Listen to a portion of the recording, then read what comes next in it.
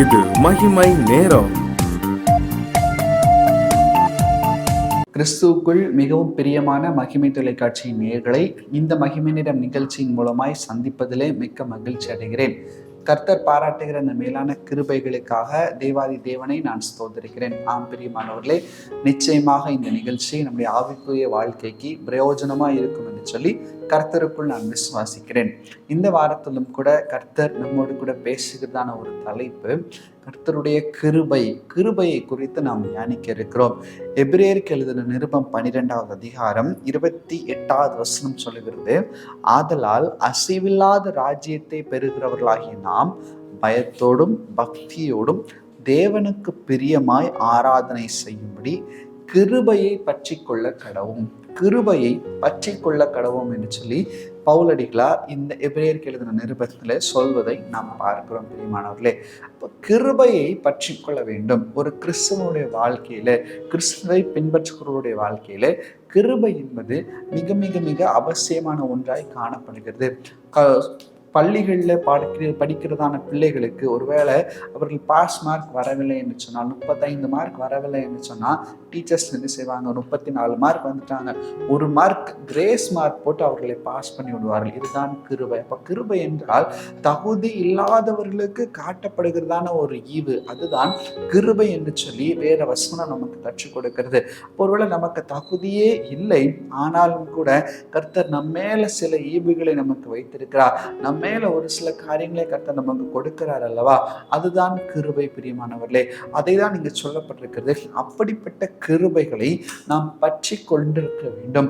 கிருபைகளை போக்கடிக்க கூடாது, கிருபைகளை நாம் பற்றி கொண்டிருக்க வேண்டும் என்று சொல்லி கர்த்தருடைய வேத வசனம் நமக்கு உணர்த்துவதை நாம் பார்க்கிறோம். அப்போ கிருபையை ஒரு மனிதனுக்கு கர்த்தர் எப்போது கொடுக்கிறார், அந்த கிருபையினால் வரும் பலன் என்ன என்பதை இந்த வாரத்துல நாம் தியானிக்க இருக்கிறோம். கிருபையை கர்த்தர் ஒரு மனிதனுக்கு எப்போது கொடுக்கிறார் என்று சொல்லி பார்க்கும்போது 103வது சங்கீதம் 11வது வசனம் சொல்லுகிறது.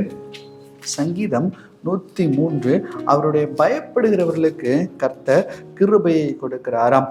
11வது வசனம் வாசிக்கிறேன். பூமிக்கு வானம் எவ்வளவு உயரமா இருக்கிறதோ அவருடைய பயப்படுகிறவர்கள் மேல் அவருடைய கிருபை அவ்வளவு பெரியதா இருக்கிறது. இப்ப கர்த்தருக்கு பயப்படுகிறதான பயம் ஒரு மனிதனிடத்துல இருக்குமானால் அந்த மனிதனுடைய வாழ்க்கையில கிருபை அதிகமாக பெருகுகிறது என்று சொல்லி வேதத்துல வாசிக்கிறோம். கிருபைக்கு கர்த்தர் அளவை வைத்திருக்கிறார். ஒவ்வொரு மனிதனுக்கும் ஒரே மாதிரியான கிருபை கிடைக்கப்படவில்லை. ஒவ்வொரு மனிதனுடைய வாழ்க்கையிலும் அந்தந்த மனிதனுடைய தகுதிக்கேற்ப, அந்தந்த மனிதனுடைய தன்மைக்கேற்ப கர்த்தர் கிருபையை கொடுக்கிறவராய் கூட காணப்படுகிறார். எனவேதான் வசனம் சொல்லுகிறது, தமக்கு பயந்திருக்கிறவர்கள் மேல் பூமிக்கு வானம் எவ்வளவு உயரமா இருக்கிறதோ அவ்வளவு உயரம். அப்ப என்ன, அளவுக்கடைய முடியாத கிருபையை கர்த்தர் கொடுக்கிறாராம். யாருக்கு கொடுக்கிறார்? நமக்கு பயந்தவருக்கு கொடுக்கிறதை வேத வசனம் நமக்கு கற்றுக் கொடுக்கிறது. யோசேப்பை குறித்து நாம் வாசிக்கும் போது யோசேப்பு 39 அதிகாரம் 21வது வசனத்துல யோசேப்பு கர்த்தருக்கு பயந்து பாவத்தை விட்டு விலகி ஓடினதை வேத வசனம் நமக்கு காட்டுகிறது. கர்த்தருக்கு பயந்து பாவத்தை விட்டு விலகி போனான். இதனால் என்ன பலன் யோசேப்புக்கு கிடைத்தது என்று சொல்லி நாம் பார்த்தோமானால், யோசேப்புக்கு கர்த்தருடைய கண்களில் கிருபை கிடைத்தது. யோசேப்பின் மேல் கர்த்தர் கிருபை உள்ளவராய் இருந்தார். எனவேதான் அதனுடைய சகோதரனால் விற்று போடப்பட்ட வேறொரு நாட்டுக்கு நாடு கடத்தப்பட்ட யோசேப்பின் மேல் கர்த்தருடைய கிருபை இருந்ததுனால். ஏன் கிருபை இருந்தது? யோசேப்பு கர்த்தருக்கு பயந்து நடக்கிறதுனால் கர்த்தர் யோசேப்பின் மேல் கிருபை வைத்தார். எனவே அவர் எந்த நாட்டிற்கு ஒரு அடிமையாக விற்று போடப்பட்டானோ அந்த நாட்டிலே யோசேப்பை கர்த்தர் உயர்த்தினார். சொப்பனத்தின் வழியாகவும் சொப்பனத்திற்கு தரிசனங்களுக்கும் விளக்கத்தை கொடுக்கிறதன் வழியாகவும் யோசேப்பை கர்த்தர் உயர்த்தினதை வேத வசனம் நாம் காட்டி கொடுக்கிறது. அது மாத்திரமல்ல, எவர்களால் விற்று போடப்பட்டார்களோ அவர்களாகவே வந்து யோசேப்பை பணிந்து கொள்ளும்படியாக அவ்வளவு பெரிய கிருபைகளை கர்த்தர் யோசேப்புக்கு பாராட்டினார். இதெல்லாம் இதனால் நடந்தது. கர்த்தர் மேல் யோசேப்பு வைத்திருந்த பயத்தினால் நடந்தது. பிரியமானவர்களே, கர்த்தருக்கு பயப்படுகிற பயம் இன்னதென்று நாம் உணர்ந்து கொள்ளும் போது நிச்சயமாகவே அவருடைய கிருபைகளை நாம் பற்றி கொண்டிருக்க முடியும். இதை தான் சங்கீதங்களின் புஸ்தகம் 51வது சங்கீதம் 1வது வசனம் சொல்லுகிறது, பலவானே பொல்லாப்பில் ஏன் பெருமை பாராட்டுகிறாய்? தேவனுடைய கிருபை எந்நாளும் உள்ளது. தேவனுடைய கிருபை எந்நாளும் உள்ளது. நம்ம எவ்வளவு பலவானா இருக்க வேண்டும் என்று சொல்லி நமக்கு முக்கியம் இல்லை, ஆனால் எவ்வளவு தூரம் கர்த்தருக்கு பயப்பட வேண்டும் என்பதுதான் முக்கியம். ஒருவேளை இன்னைக்கு நம்முடைய சுய பலத்தை நம்பி நாம் ஓடிக்கொண்டிருப்போமானால், சுயபலத்தை நம்பி இதை நான் சாதித்து விடுவேன் என்று நினைத்து கொண்டிருப்போமானால் நம்முடைய காரியங்கள் எல்லாம் தவறாக இருக்கும். ஆனால் கர்த்தருக்கு பயந்து அவருடைய கிருபைக்கு நம்ம காத்திருக்கும் போது அவர் நம்மை அதிக பலவானாய் நம்மை மாற்றுகிறவராய் கூட காணப்படுகிறார். பிரியமானவர்களே, அப்போஸ்தலர் நடபடிகள் 7வது அதிகாரம் 10வது வசனம் சொல்லுகிறது. அப்போஸ்தலர் 7:10 உங்களுக்கு வாசிக்கிறேன். தேவனோ அவனோடு கூட இருந்து எல்லா உபத்திரவங்களிலும் அவனை விடுவித்து எகிப்தின் ராஜாவாகிய பார்வோன் சமூகத்துல அவனுக்கு கிருபையும் ஞானத்தையும் அருளினார். அந்த ராஜா அவனை எகிப்து தேசத்து அனைத்திற்கும் அதிகாரியாக ஏற்படுத்தினார் என்று சொல்லப்பட்டிருக்கிறது. இந்த வசனத்துல யாரை குறித்து சொல்லப்பட்டிருக்கிறது நாம் வாசிக்கிறோம். 8வது வசனத்துல மேலும் விருத்தசேதன உடன்படிக்கையும் அவனுக்கு ஏற்படுத்தினார்.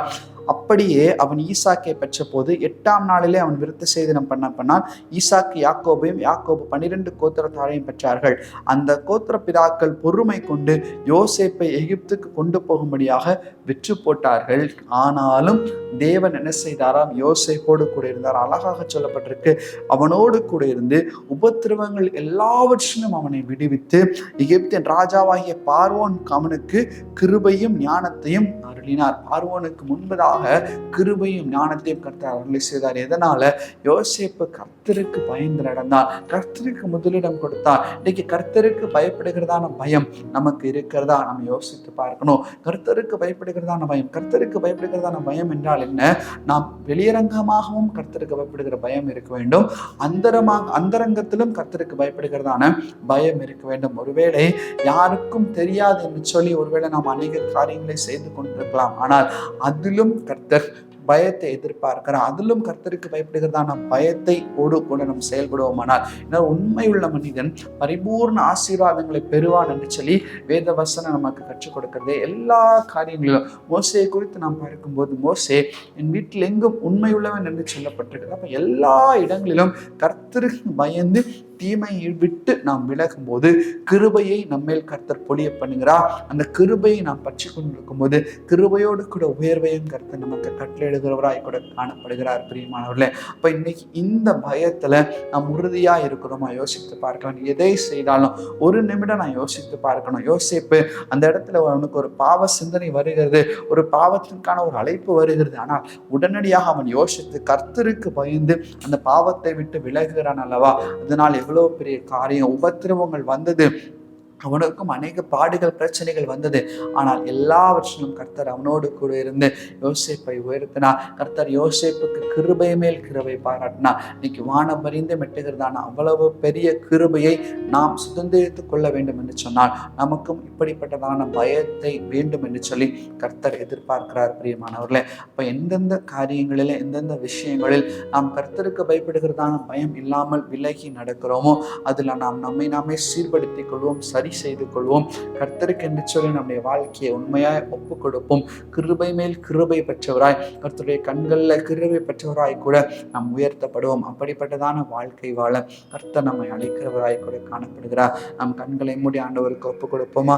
எங்களை நேசிக்கிறதான நல்ல பிதாவே, நோக்கி பார்க்க கர்த்தர் செய்த கிருபைகளுக்காக உமக்கு நன்றி அப்பா. யோசேப்பு உமக்கு பயந்து தகப்பனே பாவத்தை விட்டு விலகின போது கிருபை மேல் கிருபை பெற்றதை வேற வசனம் எங்களுக்கு காட்டுகிறது அப்பா. இன்றைக்கும் கூட இந்த வசனத்தை ஆதாரமாய் வைத்து எங்களோடு கூட பேசின நம்முடைய வார்த்தைகளுக்காக நாங்கள் நன்றி செலுத்துகிறோம். நாங்களும் கூட உமக்கு பயப்படுகிற பயத்தில் நிலைத்திருக்க கிருபை செய்யுங்க ஆண்டவரே. உண்மை ஏமாற்றுகிறோம் என்று சொல்லி எங்களை நாங்களே ஏமாற்றாதபடிக்கு அந்தரங்கத்திலும் வெளியரங்கத்திலும் எல்லா காரியங்களிலும் கர்த்தருக்கு பயப்படுகிறதான பயத்தை உடையவர்களாய் நாங்கள் காணப்பட பரலோகத்தின் தேவனீர் எங்களுக்கு உதவி செய்யும்படியாய் ஜெபிக்கிறோம் சுவாமி. ஒருவருக்கே துதிகான மகிமை நாங்கள் ஏறெடுக்கிறோம். மீட்பராமேஷின் மூலம் ஜெபிக்கிறோம் எங்கள் ஜெபம் கேளும் நல்ல பிதாவே. ஆமென், ஆமென்.